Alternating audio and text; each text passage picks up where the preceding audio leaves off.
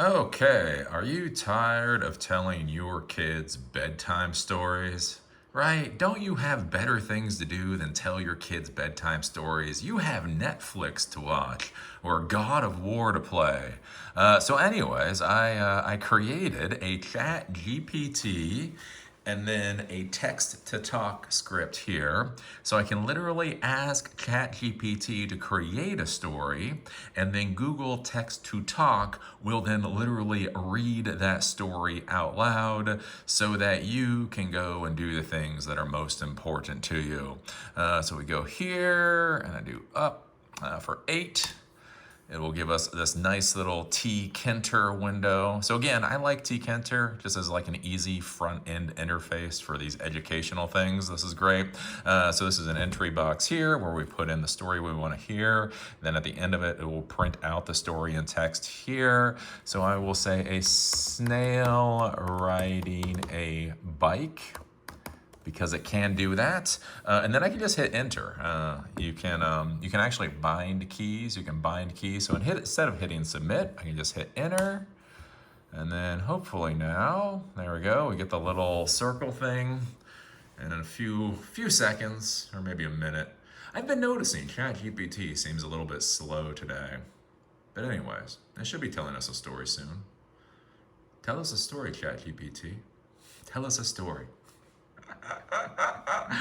But this is cool. Okay, it's a little slow. But come on now. Come on now. It's a slow artificial intelligence. Once upon a time, There we go. there was a tiny snail named Snappy.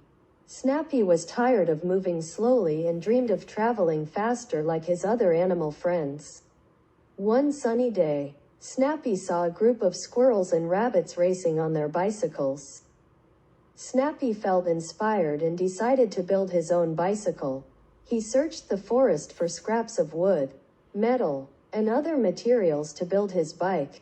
He worked tirelessly, and finally, his bike was ready. At first, it was tough to ride a bike with a small shell, but Snappy didn't give up. He practiced every day and finally learned how to ride. Snappy was now happy to move faster to explore new places. One day, Snappy met a group of snails who laughed at her for trying to ride a bike. But Snappy didn't let their comments get to her.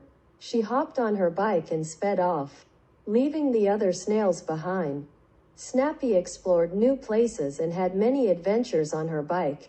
She became known as the fastest snail in the forest, inspiring other animals to try new things and pursue their dreams. From that day on, the other snails realized that it didn't matter how fast or slow you went. As long as you enjoyed the ride, Snappy proved that even a tiny snail can achieve big things with determination and hard work.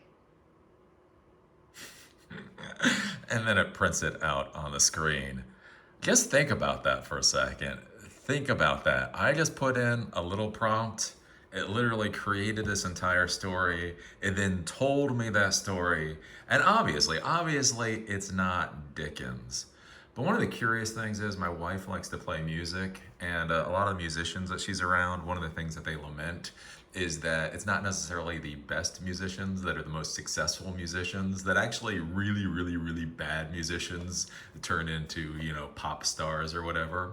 And so an interesting thing is, like, when you listen to that, is that really that much worse than some kind of kid book that you would give your 5-year-old as it is? And then if it's not,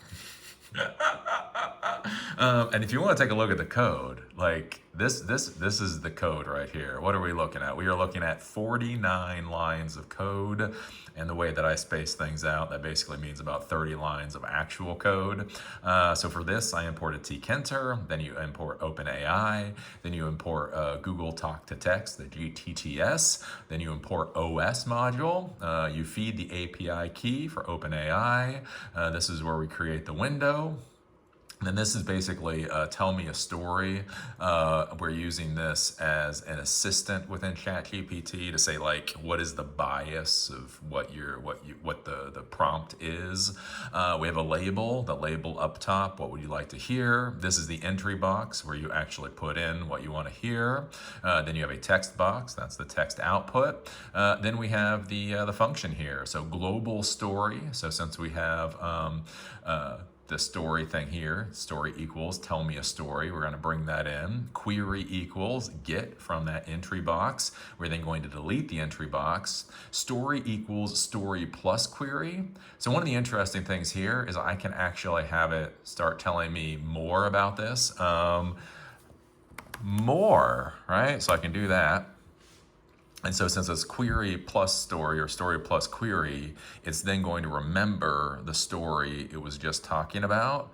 And so it should continue the story of Snappy the snail with her bike, which is kind of interesting. Again, imagine kids saying more, more, more, give me more. So this would be pretty unlimited, slightly garbage. Come on, give us some more. Anyways, it'll start talking to us in a second. Then we have the response, then we have the model, then we have the message. So we say, you are a storyteller. Once upon a time, in a small garden, there was a snail named Sammy. Oh. Sammy was a determined snail who always dreamed of going fast one day. He saw a bicycle leaning against a nearby fence and he had an idea. He crawled up the bike's wheel and onto the handlebars, where he started to steer the bike. Anyways, okay, so we're getting a different snail learning how to ride a bike. So anyways, that's how you can keep going on. That's one of the interesting things with this. So a lot of people, like when you deal with the ChatGPT, the actual web interface, it remembers what you're talking about so you can have a conversation back and forth. When you use the API, it actually doesn't. Every single query is a new query. So that's one of the interesting things here is you actually have to feed it the old information or the old responses along with the new request to actually get that kind of historical, that conversation-y type thing. But anyways, then we come down here, answer equals, response under choices, under zero, under message, under content. Insert that into the text box that is here. Then we're going to have that speech. So speech equals Google talk to text service answer. So this is the answer text. This gets fed to GTTS.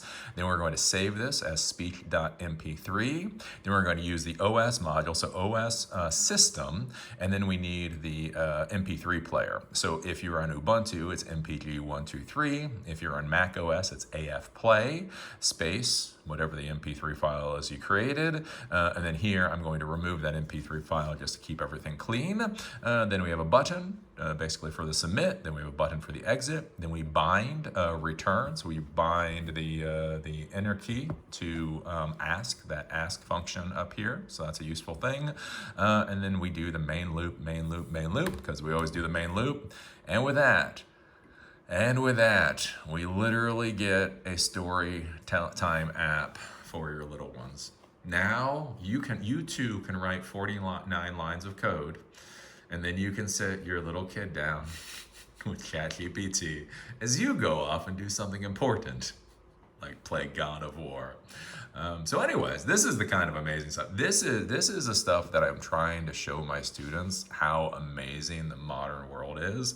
The fact that you're able to interact with artificial intelligence and you're able to turn the results into actual speech, all in sub 49 lines of text, lines of code, is just absolutely amazing. So anyways, if you like these kinds of videos, give us a thumbs up. If you don't like these types of videos, give us a thumbs up. Leave a comment, share, subscribe, the whole 9 yards. And this is an actual example for the class that we're doing tonight.